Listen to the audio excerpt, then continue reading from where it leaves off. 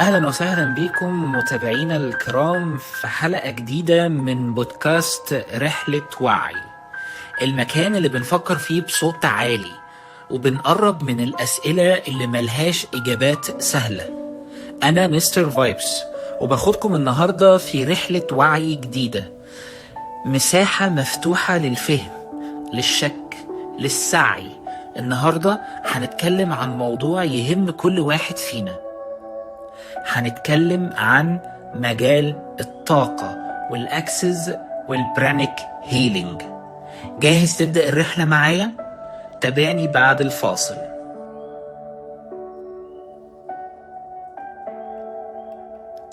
النهاردة معانا ضيفة تقيلة في خبرتها في مجالها، كوتش ريهام عامر، مدربة يوجا ثيرابي معتمدة من الاتحاد المصري والعربي للرياضة للجميع، ممارسة ومعالجة بالعلاج التكميلي والتشافي الذاتي بأنواع مختلفة ومدارس مختلفة. أهلا وسهلا بيكي كوتش ريهام، ونبدأ مع بعض الحلقة. في ناس أول ما بتسمع كلمة طاقة بيفتكروا إنها حاجة خيالية أو غير علمية، فلو حبينا نبدأ من الأساس، يعني إيه طاقة؟ وهل فعلا ليها تأثير حقيقي على حياتنا؟ أهلا بحضرتك يا دكتور معتز. طيب، ردا على السؤال الأولاني، كلمة طاقة يعني هي كل شيء غير مرئي أو غيبي، حاجة غابت عن الحواس الخمسة بتسمى طاقة أو energy، وهي بتبقى المولد والمحرك لكل حاجة حوالينا. فمثلا لو احنا اتكلمنا عن يعني ايه طاقة وهل هي شيء حقيقي او لا، اول حاجة هنبدأ ببساطة جدا نشرح حاجات بسيطة. مثلا الافكار والمشاعر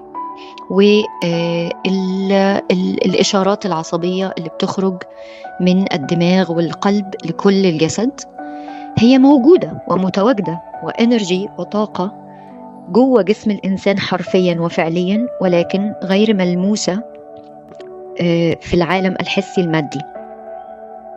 فالمشاعر شيء متواجد، الأفكار والثوتس شيء متواجد وليها كيان، ولكن غير ممسوك أو غير ملموس. كمان مثلا ندي مثال، الكهرباء هي موجات كهرومغناطيسية، ولكن احنا ما نقدرش نمسكها، لكن احنا بنقدر نلمس الكهرباء في بيوتنا، نقدر نفتح ونقفل ونلاقي الكهرباء متواجدة وشغالة، وعارفين ان في شيء اسمه كهرباء. طيب، كل شيء غير ملموس ومحسوس هو طاقة. مثلا الله سبحانه وتعالى لما وصف نفسه قال عن نفسه سبحانه وتعالى ليس كمثله شيء. لما نتدبر ليس كمثله شيء يعني لا يتجسد في شيء مادي ملموس ومحسوس. الله سبحانه وتعالى لما وصف نفسه أو اتكلم عن نفسه قال الله نور، الله نور السماوات والأرض، والنور هو عبارة عن طاقة. فنور، الله نور، نور السماوات والأرض، لا يتجسد في شيء مادي نقدر نمسكه أو نشوفه أو نحده في مكان وزمان معين، لأنه هو اللي خلق المكان والزمان وهو خارج المحدودية بتاعة عقل البشر. كمان بمنتهى البساطة، أكيد بما أن الطاقة لها تأثير على حياتنا، أكيد بما أن هي متواجدة وغيبية وشيء غير مرئي، أوكي، وهي المولد والمحرك لكل شيء، فأنت بتؤمن بوجودها ولكن لا تراها. أنت مؤمن بوجود الله سبحانه وتعالى ولكن لا تستطيع أن تراه بالعين المجردة، لأنه هو لا يتجسد في شيء مادي، لكن هو أنت واثق وعارف ومتأكد أنه موجود وله تأثير كبير على حياتنا، لأنه هو نور السماوات والأرض. فالطاقة اللي هي روح الخالق جوه جسد الإنسان، نفخت فيه من روحي، هي طاقة نور، هي المولد أو المحرك لكل جسد الإنسان. فجسد الإنسان من غير روحه هو جسد فاني لا يتحرك. إذن الطاقة ببساطة والإنرجي هي كل شيء غيبي وليس مرئي ولا ملموس في العالم المادي، ولكن ليه تأثير وإفكت على أجسادنا وعلى حياتنا ببساطة جدا. بالنسبة لليوجا، اليوجا هي مش بس رياضة، لكن ليها أبعاد نفسية وروحية، وأنا لمستها مع ناس قريبين مني. فإزاي الشخص العادي ممكن يبدأ يطبق اليوجا في حياته اليومية؟ اليوجا مش مجرد رياضة عادية، طبعا أكيد اليوجا مش مجرد رياضة عادية. اليوجا هي رياضة متعددة البنفيتس، أوكي؟ يعني هي ليها فوائد كتير جدا جدا جدا على الصحة الجسدية وعلى المفاصل والأربطة والعضلات وعلى صحة الجهاز العصبي وتوازن الجهاز العصبي وعلى الإشارات العصبية اللي بتنتقل في جسمنا بالكامل وعلى الجود كواليتي من الأفكار والمشاعر، وليها تأثير مباشر على وصول الإنسان لحالة من السلام النفسي ومن الهدوء وتنظيم النفس مع الحركة. وفي نفس الوقت ليها تأثير قوي جدا جدا في المساعدة في التشافي الجسدي والنفسي من أمراض كتير جدا جدا وتشافي جهاز المناعة. يعني اليوغا لها إفكت مباشر على التشافي من الذئبة الحمراء، من أمراض الكانسرز، من أمراض الجهاز المناعي، الMS، الفايبروماليجيا، حاجات كتير جدا جدا. فهي مش مجرد رياضة بتتلعب، لا، هي رياضة بتحسن جودة الحياة للإنسان. وكتير جدا جدا بيجوا يلعبوا يوجا وبيكونوا عندهم تعب شديد أو ديسك أو غيره في المفاصل، في الأربطة، في العضلات، خشونة في الركبة، وبيلاحظوا إن هم اتحسنوا جدا. في ناس كتير كانت بتصلي على كرسي لمدة 5 سنين و10 سنين و15 سنة، بيبدأوا يحسوا إن هم من رابع سيشن، خامس سيشن، قدروا إن هم يصلوا وهم واقفين الحمد لله بدون الألم الشديد اللي كانوا بيحسوا. هي بتساعد الصحة الجسدية والنفسية على التخفيف من حدة الأمراض والآلام والتشافي منها أسرع. في مصطلح برضو اتردد الفترة الأخيرة اسمه الأكسس بارز. دايما يتقال عليه إنه بيحررنا من المعتقدات اللي بتأيدنا. إزاي بيشتغل فعليا؟ وإيه المواقف اللي ممكن يكون الأكسس بارز هو حل فعال فيها؟ بالنسبة للأكسس بارز، هو علم زي باقي العلوم بيستخدم في تحرير المعتقدات، المشاعر، الأفكار، الليميتيشن، المحدودية من جسد الإنسان. جسد الإنسان اللي الناس ممكن تكون غير واعية ليه إن هو بيتحمل أو بيحمل بمشاعر ثقيلة، أفكار وبروجرامز وأعراف كتيرة جدا ممكن تأذي صحة الإنسان والمنتل هيلث،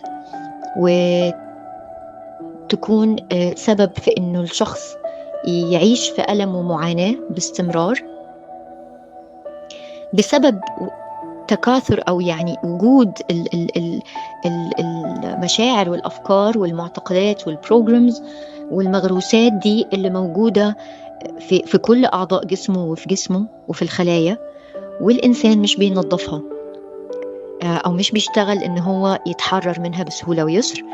فالأكسس بارز بيساعد الإنسان من خلال 32 نقطة في الدماغ إنه كل الطاقات الثقيلة اللي محملة في الجسد تبدأ تريليس وتتحرر، وبالتالي بيحصل كمان تشافي في الجهاز العصبي، تشافي في الجسد بيقدر يتشافى ويتجدد أسرع من الأول، لأنه زي كأننا بنديله فرصة إن هو يتنفس، فكل ده بيبدأ يتحرر منه،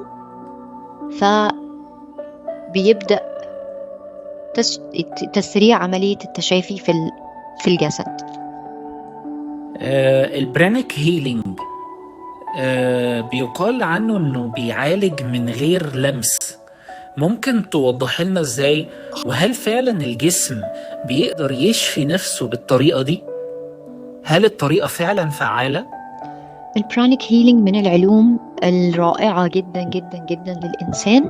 لما يتعلمها بيقدر إن هو يشتغل على نفسه، على أولاده، على أهله، ويبدأ يمشي بالبروتوكولات الخاصة بالعلاج والمساعدة على التنظيف والتطهير الطاقي، والتطهير في مراكز الطاقة، والتطهير الجسد من الأمراض العضوية والنفسية. وليها إفكت رهيب جدا على فعلا تشافي أمراض نفسية وجسدية كتير، وبتساعد الجسم إنه يشافي نفسه. الله سبحانه وتعالى خلق أجسادنا دايما في تجدد في الخلايا، وبتقدر تتشافى. يعني بمنتهى البساطة لو أنت عندك جرح بسيط اتجرحته في إيدك، بعد فترة معينة، بعد يومين 3 4 5 أيام أسبوع، بتلاقي الجرح لوحده التأم ولم. ليه؟ لأنه الجسم مصمم بالآلية دي، وفي أنفسكم أفلا تبصرون، إنه يبقى عنده القدرة على إنه هو يشافي نفسه بنفسه. بس يعني أغلب البشر نسيوا القصة دي أو مش مركزين فيها. فالبرانيك هيلينج أو حتى even الأكسس بارز هو بيساعد الجسم إنه هو يخف منه الطاقات الثقيلة من أفكار، بروجرامز، مشاعر، طاقات ملوثة اتحملها الجسم لسنوات طويلة. فبالتالي الجسم بيقدر إنه هو يرجع خفيف ويتشافى من رب العالمين بشكل أسرع. عندنا حالات كتيرة جدا جدا جدا كانوا محتاجين لعمليات وحالاتهم سيفير، ولما اشتغلوا جلسات متواصلة بانتظام، اكسس بارز متواصلة بانتظام، برانيك هيلينج، الحمد لله والشكر لله، ما اضطروش ان هم يدخلوا مستشفيات او يعملوا عمليات كبيرة او صعبة، لانه الجسم نفسه بدأ يتشافى ويلتئم بسهولة اكتر لما الطاقات دي والافكار والبرامج والمشاعر والطاقات الملوثة اتنظفت بسهولة جدا. يعني لو هدي مثال بسيط جدا علشان يقرب للناس وجهة النظر، بمنتهى البساطة الإنسان اتفطر على التنظيف والتطهير. يعني مفيش إنسان يقدر يقعد سنة ما ياخدش شاور أو يستحمى. الإنسان ما يقدرش يقعد سنة مش منظف بيته حواليه. بتلاقي الطبيعي إن هو كل يوم كل يومين بينظف البيت من الكركبة، من الديرتي انرجي، من التراب، من الكراكيب. فبينظف عربيته، بيحط فيها بنزين، بيهتم بيها، بينظف أولاده، بينظف ممتلكاته. فنفس القصة محتاج يهتم إن هو ينظف باطن الجسد والمجال الكهرومغناطيسي بتاعه النوراني اللي حواليه. محتاج دايما يتطهر ويتنظف من الوعي الجمعي أو من الطاقة الملوثة التقيلة بتاعت المدينة. وأبسط كمان مثال على كده إنه لما الإنسان بيبدأ يحس إنه هو تعب من شغله، بقى بيتوتر، مش بينام كويس، أول حاجة بيلجأ إنه هو يفكر فيها إنه طب أنا هسافر كم يوم في مكان مليان طبيعة علشان أسترجع طاقتي وأشحن طاقتي. ده الناس الطبيعية بتقول كده، يعني الناس العادية جدا جدا اللي حتى مش قارية ولا عندها أي خبرة في أي حاجة، تلاقيه يقولك أنا هسافر يومين 3 أفصل، أغير جو، أنا محتاج أفصل، أنا محتاج أشحن طاقة جديدة من الطبيعة، محتاج أقعد أستقبل الشمس وأحس بالشمس وأحس بالتراب، بالبحر، بالزرع، أهزر، أضحك، أخرج من الأخبار، أخرج من السوشيال ميديا، أخرج من الشغل شوية. فبيرجع عنده القدرة بعد كده، مجرد حتى لما بينزل البحر وبيطلع بيقول يا أنا حاسس إن أنا ارتحت جدا جدا ومستمتع ورايق وهادي، ونومه بيتحسن وكل شيء بيتحسن، لأنه بيبقى شحن طاقة جديدة وغير الانرجي، غير الطاقات اللي جوه جسمه اللي متقلة الجسم. فده مثال برضو بسيط جدا وأمثلة بسيطة جدا جدا من حياة كل إنسان. طيب كوتش ريهام، في آخر حلقتنا في سؤال حابين نوجهه لحضرتك. لو في شخص حاسس إن هو تايه أو مضغوط مش متزن، تنصحيه يبدأ منين؟ وإيه أول خطوة بسيطة ممكن يعملها النهاردة؟ طيب، ردا على آخر سؤال اللي هو لو في شخص حاسس إن هو تايه أو مضغوط أو مش متزن، إيه أول خطوة ممكن ياخدها مع نفسه؟ أول خطوة ممكن ياخدها مع نفسه بمنتهى البساطة جدا، نمبر 1، يتقبل تماما الحالة اللي هو فيها ويبطل رفض ومقاومة، ويهدى ويدخل في ستيت أو حالة من اسم الله السلام، ويحاول يمارس تنفسات، يتمشى كل يوم، ينزل يتمشى، يلعب رياضة، يسافر مكان يغير جو، يخرج من الدايرة بتاعته ويفصلها، وممكن حتى برضو يمارس يوجا. كل ده هيساعده ان هو يرجع يتصل بذاته اكتر. التايه والمشتت والمنفصل هو منفصل عن ذاته الحقيقية، منفصل عن نور ربنا سبحانه وتعالى جواه، منفصل عن ذاته الحقيقية، منفصل عن النور الداخلي. فبيبدأ يحس كأنه تايه، كأنه ربنا سبحانه وتعالى مش معاه، بيحس انه في لخبطة. كل اللخبطة اللي بتحصل في حياة أي إنسان هي أصلا مصممة لدعمه، مصممة عشان تفتح له أبواب خير تانية، مصممة علشان ترشده إنه يغير مساره، أو ترشده إنه ياخد بريك واستراحة شوية، ترشده إنه يحرر أي ضغوطات ضغطها على نفسه. فالفترة دي بيبقى الإنسان محتاج يكون أهدى، يكون متصل بالله أكتر بطريقته وبدينه، محتاج يرجع يطمن نفسه، يكلم نفسه بشكل فيه دعم وفيه حب. احنا اتعودنا نقدم الدعم والحب للناس اللي برا، اتعودنا انه احنا نقدم الدعم والحب لأهالينا، نقدم الدعم والحب والاحتواء لأولادنا، لكل إنسان برا إلا نفسنا. فلما الإنسان بيوصل للمرحلة دي معناها هو محتاج إنه هو يكون أكثر تواصل مع روحه ومع نفسه ومع جسده، هدوء، يحاول يدرك الحكمة من وراء اللي بيحصل له، يمتلئ بالسلام أكتر، يتصل بالخالق أكتر، بالله سبحانه وتعالى، ويسيب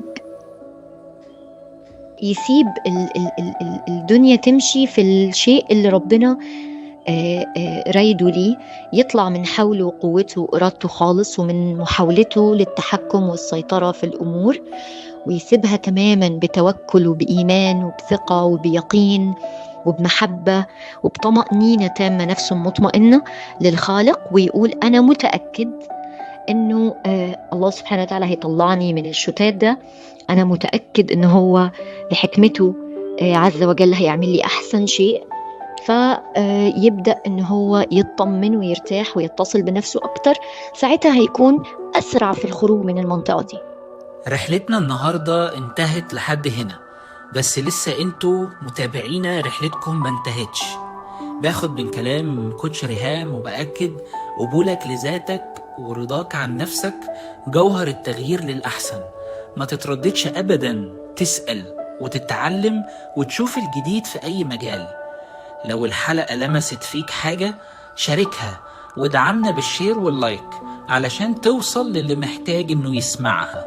استنونا في حلقة جديدة من بودكاست رحلة وعي، موضوع مهم وشائك جدا في الحلقة الجاية.